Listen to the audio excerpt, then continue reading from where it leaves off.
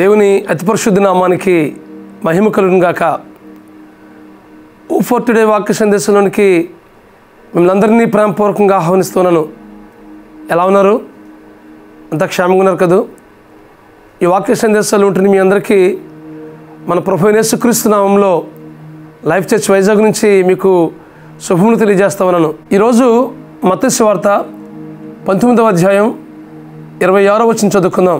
యేసు వారిని చూచి, ఇది మనుషులకు అసాధ్యమే కానీ దేవునికి సమస్తమును సాధ్యమని చెప్పెను.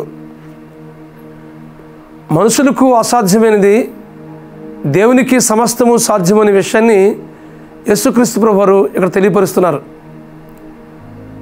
చాలాసార్లు మనకు అసాధ్యమైనవి వ్యక్తిగతంగా, కుటుంబంగా చాలా విషయాల్లో మనమందరం నిలుస్తూ ఉంటుంటాయి. అదొక పెద్ద ప్రశ్నగా మన ముందు నిలుస్తూ ఉంటుంది.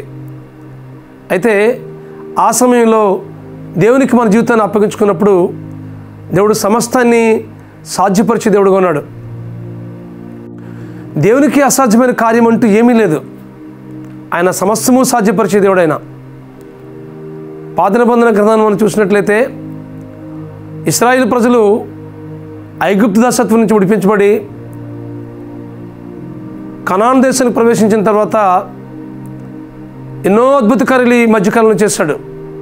అరణ్యంలో ఎన్నెన్నో గొప్ప కార్యాలు చేశాడు. ఆయన ఎర్ర సముద్రాన్ని 2 పాయలుగా చేయడం, ఆర్య నేలపై నడిపించి పగలు మేఘస్తంభంగా రాత్రి అగ్నిస్తంభం కూడా నడిపించడం, అలాగే మన్నాను కురిపించాడు దేవుడు.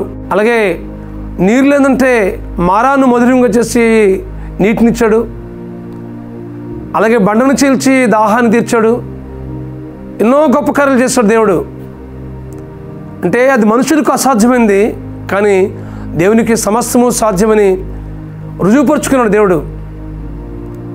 అలాగే యొర్దాను నదిని 2 పాయలుగా చేసి కనాన్ దేశంలో ప్రవేశింపజేశాడు. ఎరుకో గోడల్ని అద్భుతంగా పడగొట్టాడు దేవుడు వారు స్తుతించిన మీదట. అలాగే హాయపట్నంపై జయం. ఇలా మనం చూసినట్లయితే ఎన్నెన్నో అద్భుత కార్యాలు దేవుడు వారి పక్షంగా యుద్ధం చేశాడు. కాబట్టి మన జీవితంలో అసాధ్యమైన కార్యాలు సాధ్యం చేసే దేవుడు మన దేవుడు. మన పక్షంగా యుద్ధం చేసే దేవుడు మన దేవుడు. చాలాసార్లు మన జీవితాల్లో చాలా అసాధ్యమైన కార్యాలు మన ముందు నిలబడుతూ ఉంటాయి. నిరుద్యోగ సమస్య ఒకటి. ఇక ఎంతమాత్రం నేను ఉద్యోగం పొందుకోలేను అని కొన్నిసార్లు అనిపిస్తూ ఉంటుంది. కానీ దేవునికి అప్పగిస్తే దేవుడు గొప్ప కార్యం చేస్తాడు. అనారోగ్య పరిస్థితులు ఎదురవుతుంటాయి. అనారోగ్య పరిస్థితులు ఎదురవుతున్నప్పుడు డాక్టర్లు చెప్తారు ఇది అసాధ్యమని. కానీ అది దేవునికి అప్పగిస్తే అది దేవుడు సాధ్యం పరుస్తాడు. ఒకవేళ డాక్టర్లకి ఈ వైద్య శాస్త్రానికి అసాధ్యమేమో కానీ దేవునికి సమస్తము సాధ్యం.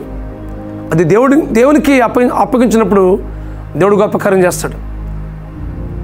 అలాగే మన జీవితంలో ఎదురవుతున్న ప్రతి సమస్య కూడా మన దగ్గర ఉన్న వనరుల కన్నా అప్పుల బాధలు ఉంటాయి, అప్పుల సమస్యలు ఉంటాయి. ఇది ఎలా తీర్చుకోగలము అనే సమస్య ఒకటి. దేవునికి అప్పగిస్తే వాటన్నిటి నుంచి విడిపిస్తాడు దేవుడు. నీకు అప్పిచ్చువాడుగా చేస్తాడు కానీ అప్పు తీసుకునేవాడుగా చేయడు. కాబట్టి మన జీవితంలో అసాధ్యమైన కార్యాలు ఎన్నెన్నో ఉన్నప్పటికీ వాటన్నిటినీ దేవునికి అప్పగిస్తే దేవుడు మీ పక్షంగా యుద్ధం చేస్తాడు, మీ పక్షంగా జయమిస్తాడు. ఆ అసాధ్యమైన కార్యాలన్నింటినీ సాధ్యం చేసి మీ జీవితంలో గొప్ప సమాధానాన్ని, సంతోషాన్ని, ఆనందాన్ని నింపుతాడు. కొన్ని కుటుంబ సమస్యలు కూడా ఎదురవుతూ ఉంటాయి.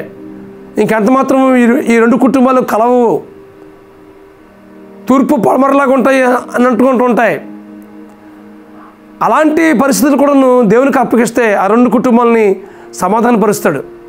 భార్యాభర్తల మధ్య అయితేనేమి, రక్త సంబంధుల మధ్య అయితేనేమి ఏవో సమస్యలు తలెత్తు ఉంటాయి.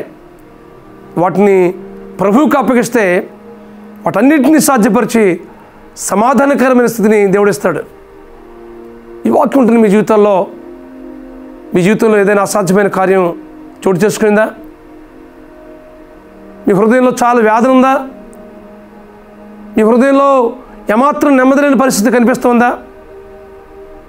అయితే ఆ సమస్యను ప్రభువుకు అప్పగిద్దాం. దేవుడు అసాధ్యమైన కార్యాలని సాధ్యం చేసే దేవుడు మన దేవుడు. మనం సాధించలేని కార్యాలని సాధించేటట్లు చేసే దేవుడు మన దేవుడు. అది ఎలాంటి పరిస్థితి అయినప్పటికీ ఆ పరిస్థితిని దేవునికి అప్పగిస్తే దేవుడు గొప్ప కార్యం చేస్తాడు. కొంతమందికి బిడ్డలు లేదని సమస్య, ఇంక పిల్లలు కనరు అన్నట్లుగా చెప్తుంటారు. అలాంటిది కూడా నువ్వు దేవునికి అప్పగిస్తే సారాను దేవుడు జ్ఞాపకం చేసుకున్నట్లుగా, హన్నాను దేవుడు జ్ఞాపకం చేసుకున్నట్లుగా, ఎలిజబెత్ను దేవుడు జ్ఞాపకం చేసుకున్నట్లుగా మీ జీవితంలో కూడా దేవుడు జ్ఞాపకం చేసుకుని మీ జీవితంలో గొప్ప కార్యం చేస్తాడు.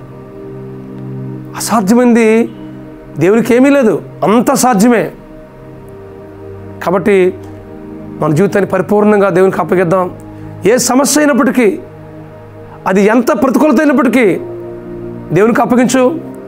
దేవుడు మీ జీవితంలో గొప్ప కార్యాలు చేస్తాడు. మన దేవునికి అసాధ్యమైనది ఏమీ లేదు, సమస్తము సాధ్యమే. అలాంటి అసాధ్యమైన కార్యాలు చేయడానికి శక్తిగల దేవుడు ఆయన. లాజరు 4 రోజులు చనిపోయి సమాధిలో ఉంటే లాజరు బయటకు రా అని చెప్పగానే సజీవుడిగా వస్తాడు. అది సాధ్యమా? అది అసాధ్యమైనది, కానీ దేవునికి సమస్తము సాధ్యం. కాబట్టి మన జీవితంలో ఏదైతే సమస్యలు ఉన్నాయో, ఏ శోధనలతో ఉన్నాయో, ఏ ప్రతికూలత ఉందో, ఇది ఎంత మాత్రము దాటలేను అనే పరిస్థితి నీకు ఎదురైందా?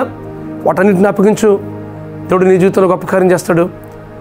పరిపూర్ణమైన విశ్వాసంతో దేవుని మీద సంపూర్ణంగా అనుకుని, ఆయన మీద ఆధారపడి, ఆయన మీద సంపూర్ణంగా ఆనుకుంటూ ఆ సమస్యను అప్పగిస్తే దేవుడు మీ జీవితంలో గొప్ప కార్యం చేస్తాడు. అటు కృప పరిశుద్ధాత్మ దేవుడు మీకు అనుగ్రహించి నడిపించును గాక. ప్రార్థన చేసుకుందాం. పరమస్వరూపుడా, మహాకృపగల మా తండ్రి, మా ప్రియుల జీవితాల్లో ఏ సమస్యలైతే ఉన్నాయో, ఏ వేదనకరమైన పరిస్థితి వారి జీవితంలో చోటు చేసుకుందో, కుటుంబంలో ఏ గలిబిలెత్తుందో, వ్యక్తిగతంగా కుటుంబంగా ఏ అనానుకూల పరిస్థితులు నెలకొన్నాయో వాటన్నిటి నుంచి విడిపించి సమాధానకరమైన స్థితిని కుటుంబాల్లో దయచేయమని ప్రార్థిస్తున్నాను ప్రభువా. మాకైతే అసాధ్యం ప్రభువా, మీకు సమస్తము సాధ్యం కదా ప్రభువా. ఇదిగో ప్రభువా, మీరు జీవితాల్లో అసాధ్యమైన కార్యాలు ఏదైతే ఉన్నాయో వాటన్నిటి నుంచి విడిపించి సమాధానకరమైన స్థితిని మీరు కుటుంబంలో అనుగ్రహించి సంతోషాన్ని, సమాధానాన్ని కుటుంబంలో ఉంచి మీరు జీవితం ద్వారా మీరు మహిమ పొందమని మా ప్రభువును, మీ ప్రియ కుమారుడును, మా రక్షకుడునైన యేసుక్రీస్తు నామములో ప్రార్థించి వేడుకుంటున్నాం మా పరమ తండ్రి. Amen, amen, amen. God bless you friends. Have a wonderful day.